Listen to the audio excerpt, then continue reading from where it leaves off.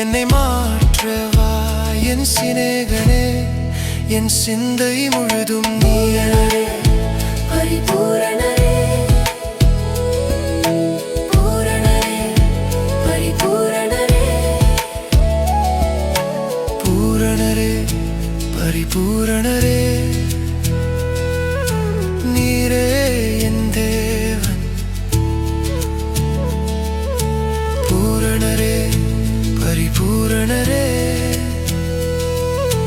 நீரே என் ராஜன். என்னை விட்டு விலகாதவர் நீர், என்னை கைவிடாதவர் நீர், கண்மலையாய் காக்கின்றீர்.